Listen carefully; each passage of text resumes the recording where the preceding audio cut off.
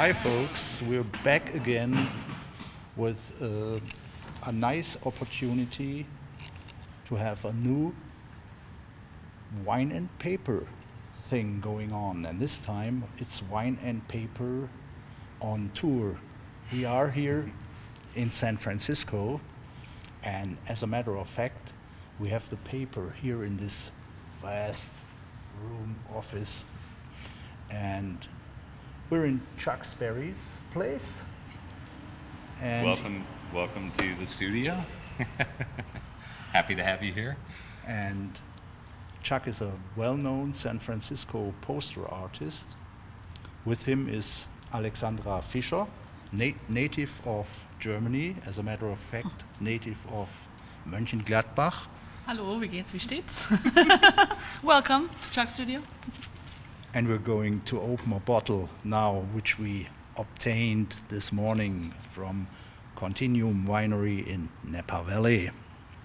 Yum, yum. Yum, yum. Which is the poshest place I've ever been to. Really? Seriously. There we go. There it goes. The cork is very good because the wine is not that old. Yeah. It started only in 2006. Oh, okay. Yeah. And what year are we drinking? We are drinking Continuum. They only have one wine and not even a second wine, and the vintage is 2014. All right. Have a nose? Have a nose? There is not much of a nose as of now. Smells good. But we have to wait a little bit. Yeah. But some then breathing. again, we can directly start because it breathes as well when there's a lot of wine out. Yeah, right. It breathes better. Breathe this in the cup. Yeah. Okay. Shall I? So, yeah, pour. And I guess I'm going to switch over there. Mm-hmm. I paid safe for the drivers. Yeah, Yeah. please do. I'm also going to talk This is about not posters. Germany. Yeah. Oh, good. We have the wine, and I think we're going to wait a moment until we drink it. Yeah. So it is time to mature a little bit. You don't want to have the political poster on top. Yeah, I don't know. Might not be everybody's cup of tea. I think the guys who are watching our videos are going to love if I'm honest, I think most of the people who watch our videos are rather left-wing. Wouldn't you agree? Man behind the camera. Yes, he agrees. So, yeah, you're producing posters for bands, of course, but as we've seen for maybe a split second now, you also do political posters and for rallies and everything, and you are having an art show soon, so you're very busy. Mm-hmm. Yeah, you have to be as an artist. I don't think otherwise you're gonna be feeding yourself with that job alone, you know. No, And for it's sure. a passion, so it doesn't really feel like work in the first place, I guess, a little bit, sometimes, but yeah. I kind of don't know what to do with myself if I'm not making an art piece. So it's just one after another. And it's not just art. Excuse the. But it's also working art. It's something that is advertisement. It's something that's going to go out to fans and things like that. So I think you're kind of in a sweet spot. It's not just art to collect, but it's also art to do something in the street. Yeah, it's really funny because I think more and more the institutions in the art world are accepting the function of the rock poster within the museum system. So they used to discriminate against rock art because it had a function in the world, and so it was a communication art. But now I think it actually adds a little bit of a provenance to the art, that it actually has a function, because so many other art forms that have function are coming into the museum. Graffiti, skate art, you know. Tattoos in a museum? No, but perhaps some of them, not on humans, of course, but Tattoo art, I'm sure there's Tattoo shows of art. that. Oh, yeah. Absolutely, There's comic very- book art. I Yeah. mean, you know, all that stuff. And I agree. I think it has to do with that to some degree. The art world, the fine art world, if you want to like separate it like that, is really unapproachable for a lot of people, right? And this is more of a commemorative piece that like sort of represents a part of your life when you look at it later on your wall, right? So to some degree, I think it's a lot more approachable for normal people. And the power of a poster, personally, for me, I have an art degree. I have a bachelor's of fine arts, and to me, I found early on that I really love posters because everyone can relate to them. If it's a rock poster and you have like spent that experience there, or you like to remember that time of the 60s or 90s or whatever your youth golden years are or whatever, right? And then you also, and then that becomes true. Actually, this was they have been starting to celebrate the 50th Summer of Love. So last year was the anniversary. Sorry. And then this year they did the next year also music from '68 this year in the park, and so you have a big revival of and this sort of shows the connection that people still have to back in the day. And then also, as Chuck was saying, he has done a bunch of, and we have together, and handed them out, and we're mischievous like that, made political art, right? And again, it's because it is a great communication tool, especially when you print it double-sided, so that the cameras catch it when you're standing at the protest. And they're filming the speaker, and everything. So anyway, there's tricks like that. But this is what makes them Totally. right. But this is what makes it interesting for me, because I get a voice too now, right? So yeah, sure. If I make band or advertising is sort of that not quite the same thing, because there's a whole we kind of break those rules of design a lot more, because we don't have to maybe commit to it as much as like for a magazine or something like that, right? So, but this is personally why I love posters, and I think also people have recognized in a digital age, going further and further away from an object, right, that stuff like posters become really cool again. Because you go to you used to go to a club and buy the CD, right? Now you don't have a CD because it's online. You bought it on iTunes. So what are you gonna buy? The T-shirt, the book, or maybe like a poster, right? And That's the stuff where more money is being made than with the music, with the downloads. yeah, As far as I know, yeah. sure. Yeah. Oh, absolutely. It seems like in the last 10 years, if not a shorter period of time, that the poster has become really important for the bands in order to make some money at the show. It's like a commemorative that people can take home, and album sales are just not what they used to be. So the bands are really on constant tour. So it's changed from advertising to art, and now to merchandise. Like a commemorative, yeah. I think there's a kind of a blurring on all sides. It's interesting to watch. I'm seeing bands are hiring fine artists to do posters for their bands. People who were doing rock posters are now doing fine art, and there's like a lot of exchange between the two. And very interesting is the concept of Moon Alice, who don't have a record company. Right. And could you, as being close to them, tell us a little bit about that? Yeah. Oh yeah, Alex is art director for Sure. Moon Alice. Yeah, me and my husband together, we tackle the art direction of this band. Moon Alice is extravaganza of posters, really. Somewhere in this pile, I actually bought a whole bunch. Let me just pull them up to the surface. Yeah. Here, I'll hold them for Yeah. you. Oh, they're so sweet. Chuck has made. Should have brought some of yours too. Oh, no, that's cool. Didn't dig deep today. Anyway, so this is a band who is a little bit older and also loves and lived the 60s experience, and has really, really high appreciation for posters. Since 2007, we have created over 1,070 posters. These are mine. That were lying around. I love this one, Alex. Thank you so much. Yeah. It's actually the bottom part of that jewel poster. Ah. Anyway, as you can see, I vary in styles. But anyway, the band is amazing because they love posters and they create one for every show. And just like the Fillmore in San Francisco, I don't know if you know the club, like Chuck made a ton of posters for them. Chris, my husband, did too. I did a few. And they would always hand out, since what's the first Fillmore posters done, you think? Late 60s? No, mid-60s. Mid-60s, yeah. 66, 67. It was actually 66, right? The 65 concerts were on Longshoreman's Hall. Right. It was before Bill Graham really got running. The 3 or 4 named concerts like the Doctor Strange thing, but then the Avalon and the Fillmore started in early '66. Yeah, you guys should go and film that wall. It's amazing. It's really pretty. Anyway, so incredible love for the posters. Have the past in their memory, sort of, and decided we're going to create a poster for every show.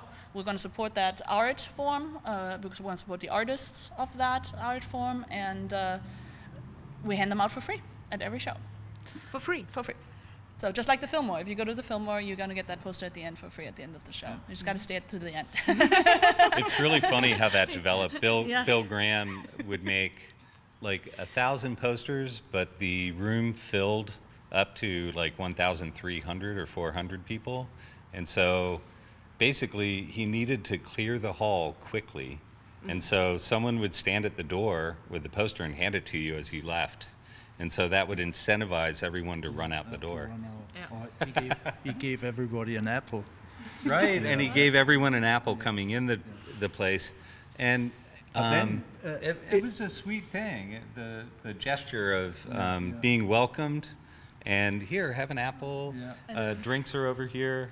And they still have like a master of ceremonies that welcomes you to the Fillmore. So it's a neat old tradition. Yeah. Full of traditions here. San Francisco is. Since we're talking about traditions, I'd like to ask a little bit about how these posters are made. As far as I understand, you print them yourselves, and you still print with the silkscreen method. So you put one color on after another.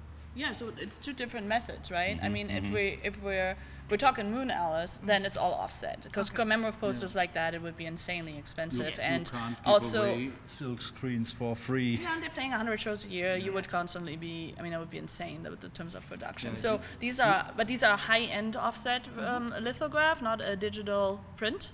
So not giclée or an inkjet, or giclée like they love to call it. So this was also done digitally by by producing each plate separately. So CMYK, each color is printed separately on this press called a Komori. It's a Japanese, huge, like half this room kind of size press. So a high-end lithograph. Now, that's that. And then Chuck, master of silkscreen, Siebdrucke, probably why don't you explain that method, which is a little bit more involved and expensive. So this is printed on wood, but typically I print on paper. And so each color is printed one at a time. It's printed on a semi-automatic hand press. I feed the paper, or wood in this case, into the press one at a time.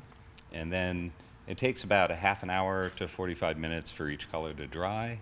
And then we stack it again and print again.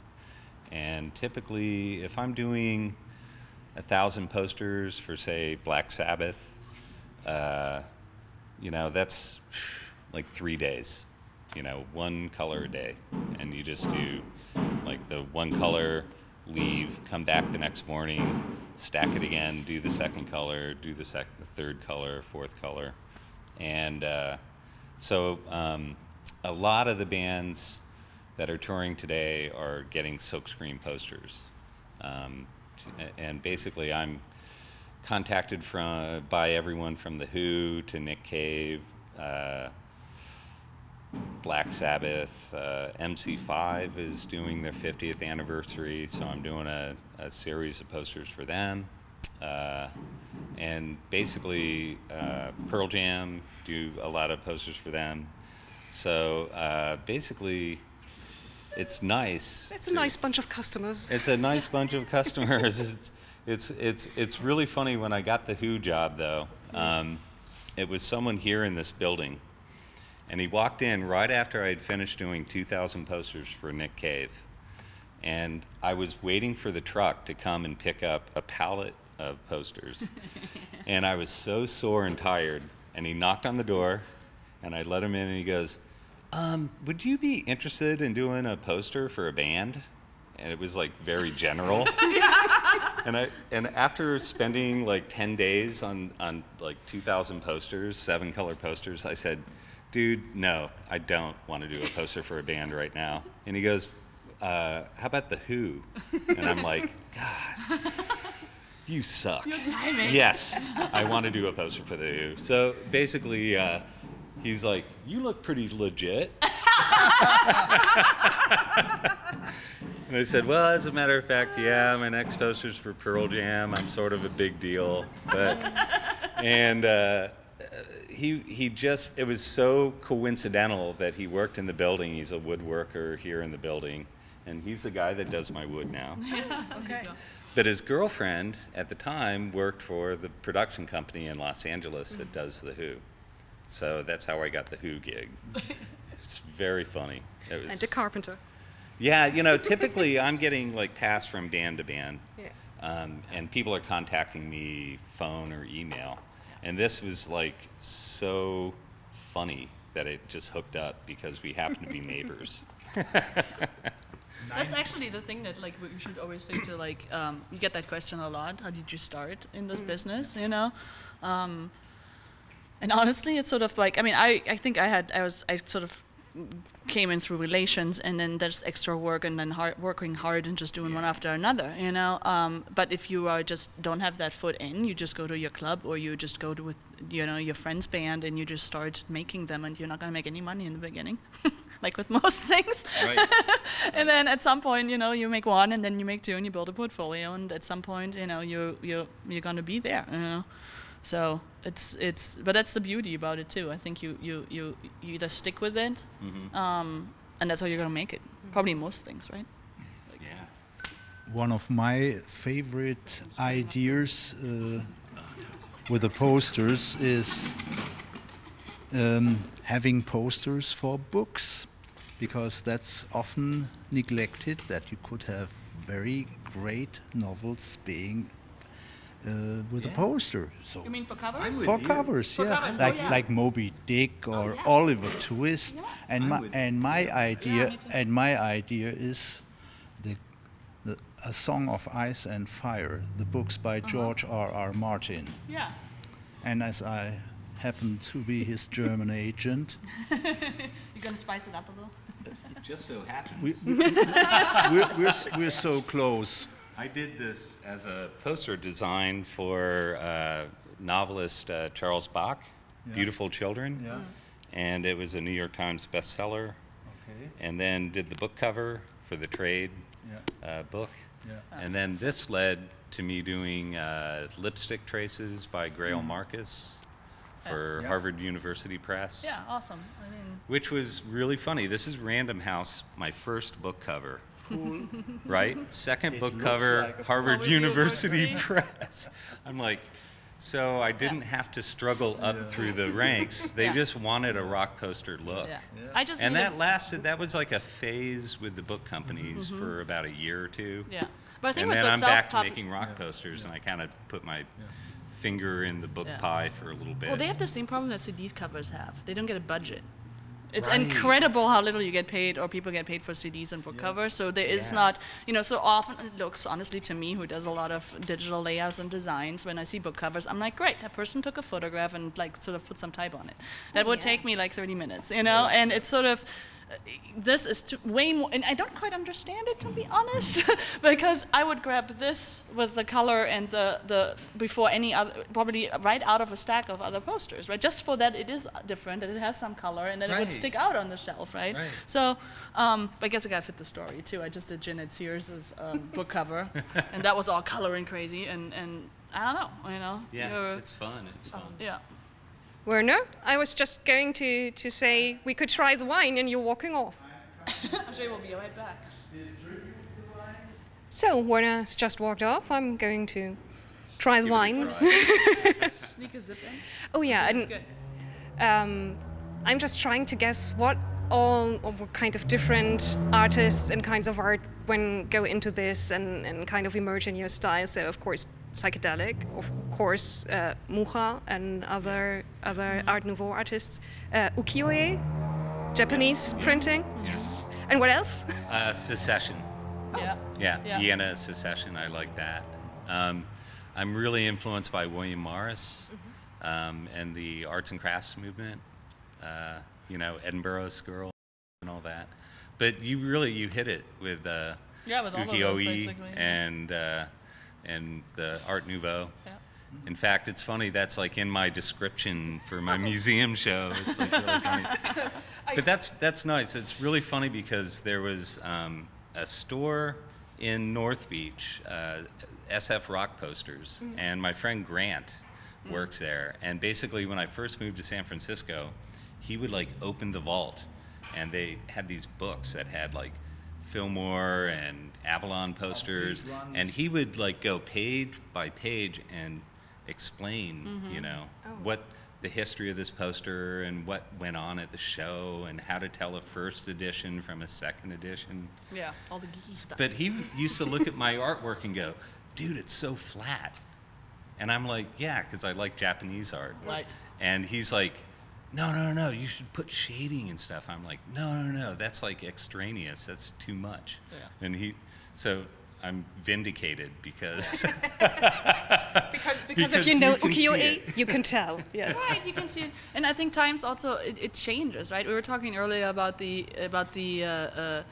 museums accepting posters and stuff, right? And I think that with every article, I guess, or at least with posters, I think that with posters, you look at the 60s, it was a really natural way of designing posters. And then in the 70s, it became really commercialized because people were like, hey, guess what? There's money in that, okay? So it became more stylized. You just look at the posters. They're like, you look at the 60s stuff and the rawness of them, and to some degree. And then you look at the 70s stuff, and it becomes a lot more like airbrush.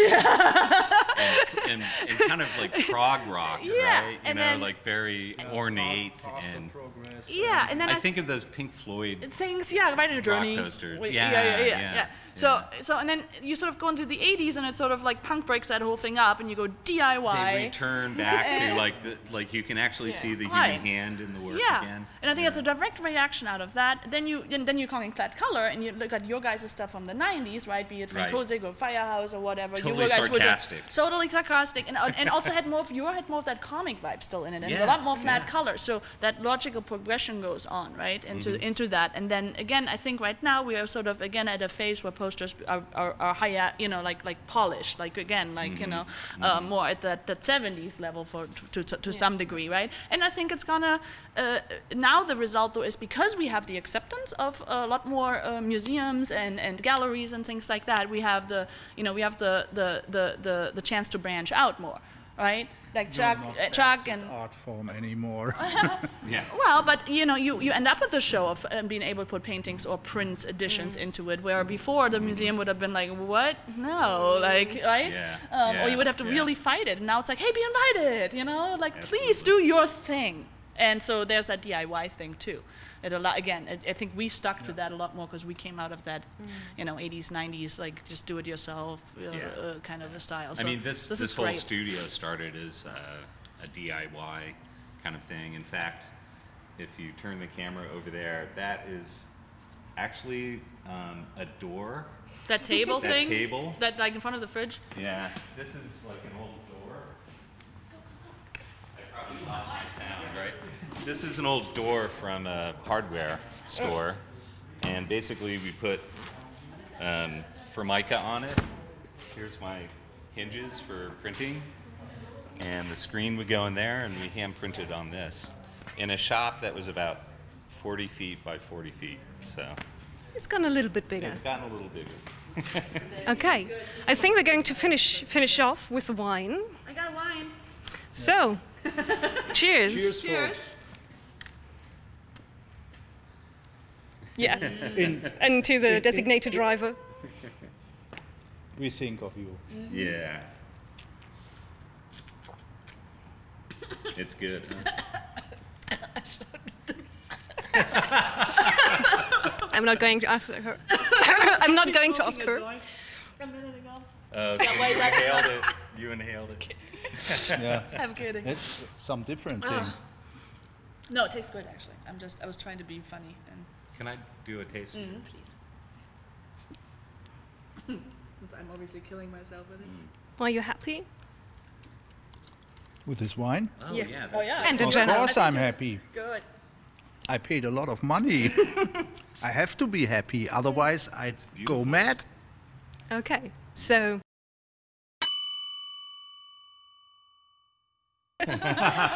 next time. But it's a very good, No, I'm not complaining though. a very good ending to the day, right? Yes. Absolutely, it's one of the nicest wines we had in wine and paper, that's for sure. Awesome. And of course, we have a very nice paper selection as well. Oh yes, nothing against your library, but I think this is the best backdrop and the greatest guests we have. Awesome. So Okay. yeah, here's to hoping for more posters in your collection and maybe some books with posters as covers. Yes, I would love that. My favorite dream plan would be to have George Martin's Ice and Fire novels having as a poster series. I mean the covers, new covers for every Ice and Fire book, a new cover designed. In Well, poster let's style. drink to that. Oh, I yeah. think that's Yeah. a great idea. Let's So- hope that happens. If anyone is going to pull that off, it's going to be you. So cheers to Yes. that. Cheers to that. Cheers to that. Double cheers.